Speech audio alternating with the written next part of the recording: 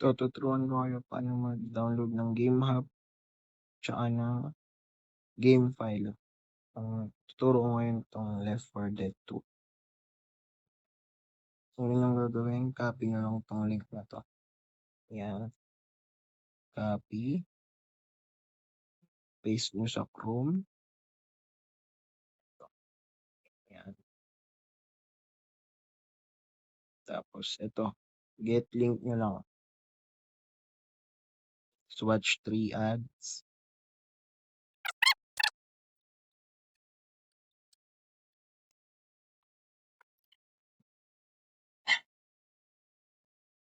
Yan. After nyo mag-skip ads dun sa link kanina, ito na yung download nyo. Ito yung game hub. Ito, pwede kayong mamili kahit ano dito sa 5. Pero ang dinownload ko itong Game Hub Lite. Ito yung pinakababa. Yan. Pindutin nyo lang yan. Tapos ito. Automatic na magda-download na yan. Yan. I-download ko na kasi kanina kaya download lang natin ulit. Yan. After nyo ma-download, open nyo lang. Tapos install nyo na. Next natin na i-download itong Left 4 Dead 2. Gawin nyo lang ulit yun. Copy. Tapos paste dito sa Chrome. Ayan. Swatch 3 ads lang ulit.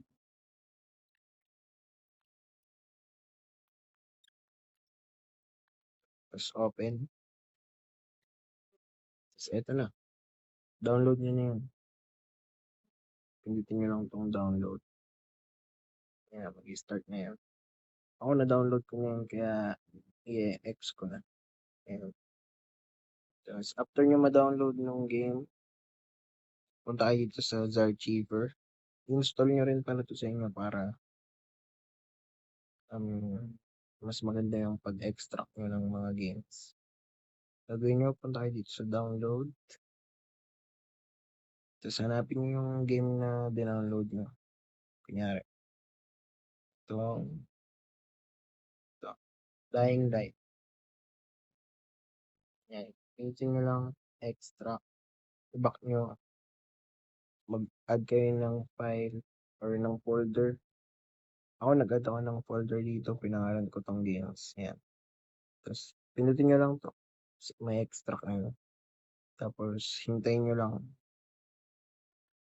Tapos, after nyo ma-extract yan, punta na kayo dito sa Game Hub. Ito na yung Game Hub na in-install natin kanina. Yan. Dito. PC emulator. Import PC games. Tapos, punta kayo sa pinag-extract kanina ng game file.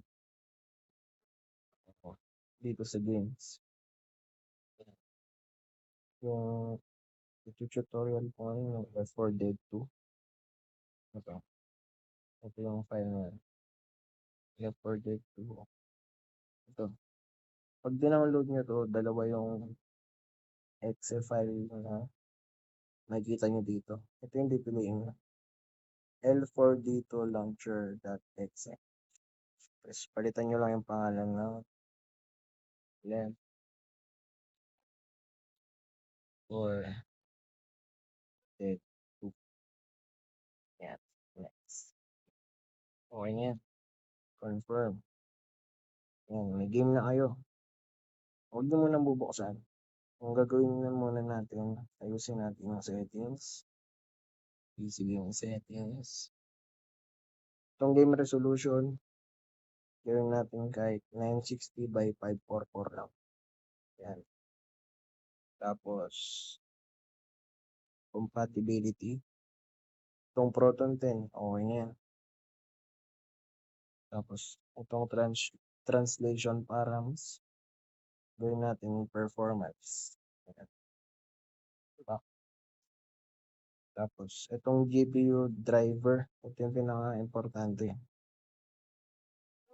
Kapag sa mga MediaTek na processor, pipiliin nyo lang itong system driver.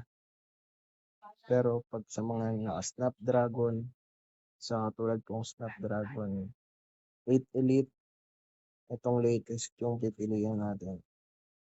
26.1 or ito. Pwede rin to sino? Ito. Ito, 26.1 V8. Yan. Surface format, okay na yan. Pwede nang galawin. Audio driver, okay na rin yan. Itong DXBK version, pwede na yan, pero may mas latest yan. Ayun yung gagamitin natin. Ito, 2.7.1-1. Yan. Ito sa ano to mga Snapdragon na. Ito, yung Mali Fits. Ito yung gagamitin ng mga naka-Dimensity. Mga MediaTek na device yan. Pero sa mga Snapdragon, ito. Yan. Tapos, itong BKD3D version, okay na yan. Huwag natin galawin yan. Yung Direct 12 kasi yan. Hindi na ginagamit ng Left 4 Dead 2 na game yan. Ito lang. DirectX 9, 10, tsaka 11. CPU translator. Ito lang yung latest lang dyan. CPU core limit. No limit na yan. Tsaka VRAM limit. No limit lang. Tapos all set na. Pwede na maglaro. Launch game na. Mas maganda laruin to kapag may gamit kayong controller. Oops.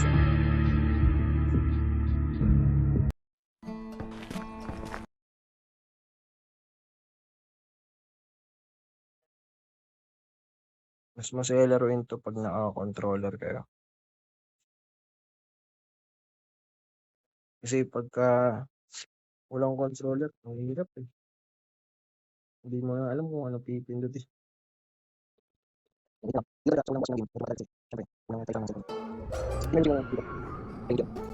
nyo i-enable itong frame limit kahit gawin mo ano lang 45 kasi playable na rin naman yun. Tapos ito pwede nyo alisin ito. Ito yun, HUD display, disable na lang kung ayaw nyo lang naman. Tapos okay na, play game na. Ang ganito yun lang.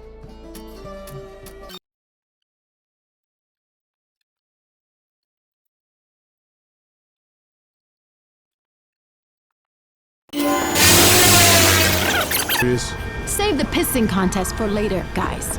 Hello? Anybody else know this building's on fire? Dollars to donuts. That chopper's heading to the mall across town. Let's go then.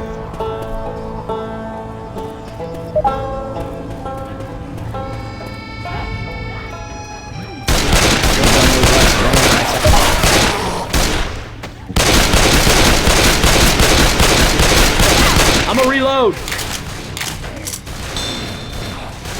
Hey, we gotta find the stairs. The fire's spreading.